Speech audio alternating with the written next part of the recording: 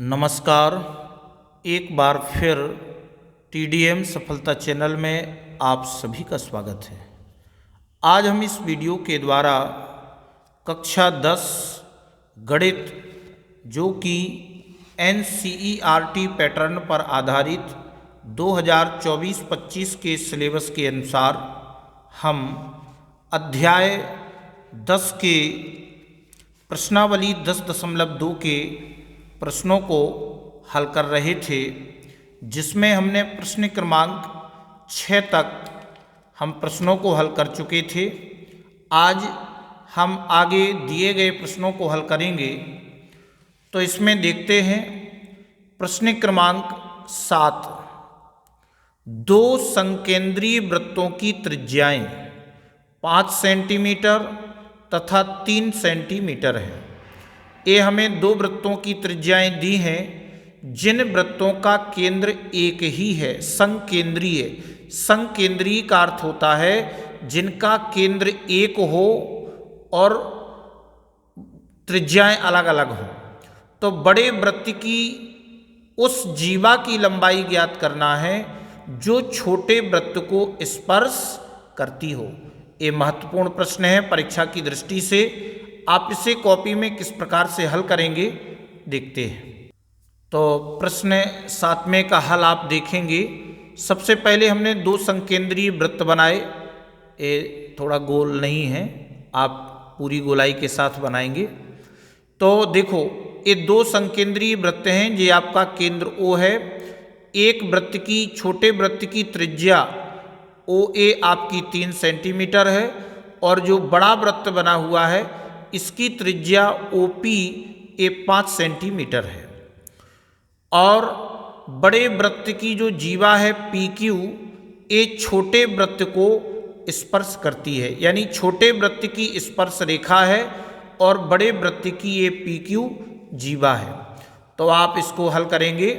सबसे पहले दिया है आपको कि 5 सेंटीमीटर त्रिज्या तथा 3 सेंटीमीटर त्रिज्या वाले दो संकेंद्रीय वृत्त जिनका केंद्र O है तथा PQ बड़े वृत्त की जीवा तथा छोटे वृत्त की स्पर्श रेखा है।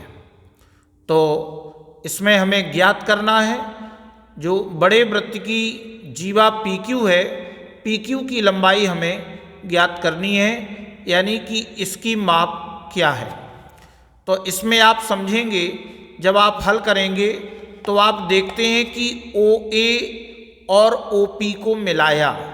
जब हमने OA और OP को मिलाया तो हम जानते हैं कि जो OA है वह आपका लंब होगा PQ, यानी OA लंब AP, यानी इस AP जो आपकी स्पर्श रेखा है तो त्रिज्या स्पर्श रेखा पर लंब होती है, इसलिए ये यहाँ पर यह 90 अंश का कोण बनाएगी।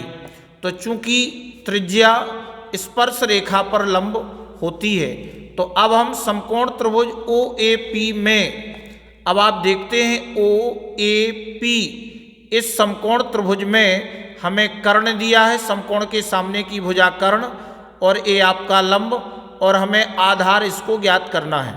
जब हम आधार ज्ञात कर लेंगे तो हम इसकी पूरी माप बता देंगे। तो आप यहाँ पर लिखेंगे समकोण त्रिभुज में पाइथागोरस प्रमेय से कर्ण का वर्ग बराबर लंब का वर्ग धन आधार का वर्ग।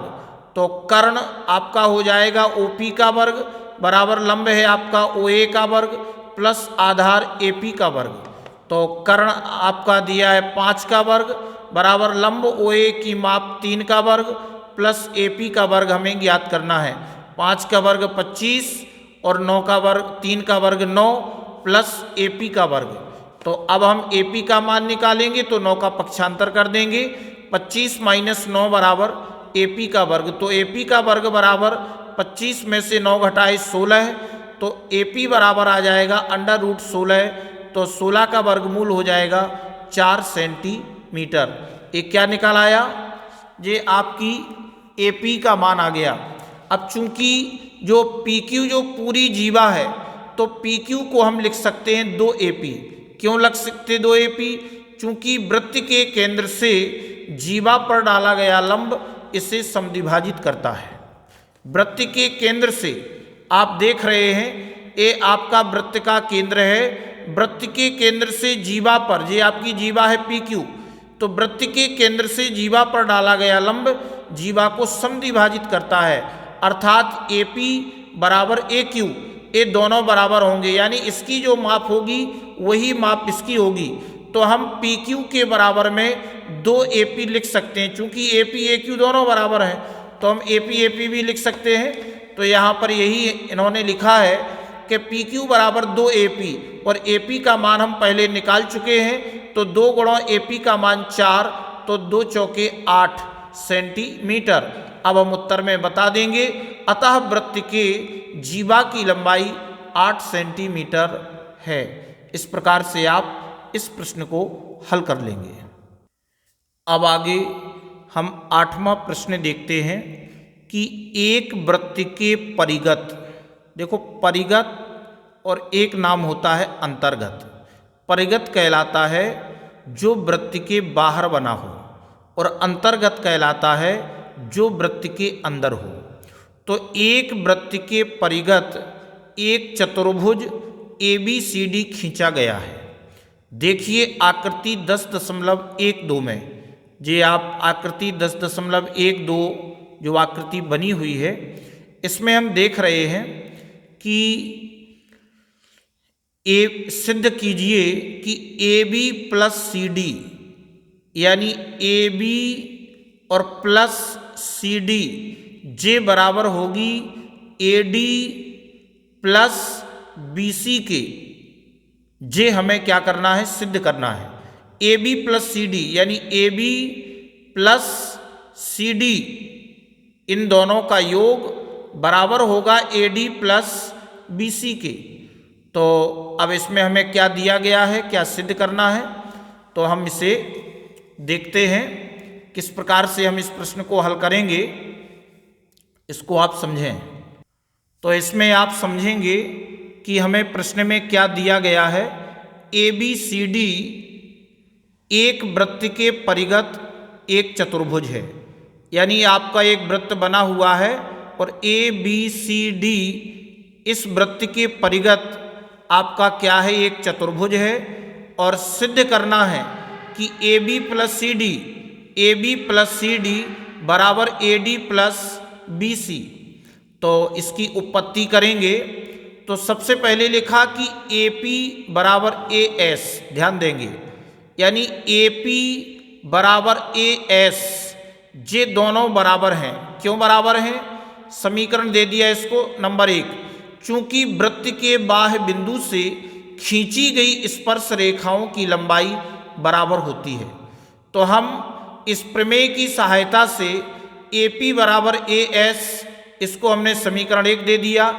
इसी तरह अब हम BP से भी बताएंगे, BP बराबर BQ, ये आप लिख रहे हैं BP बराबर BQ, इसको समीकरण 2 दे दिया।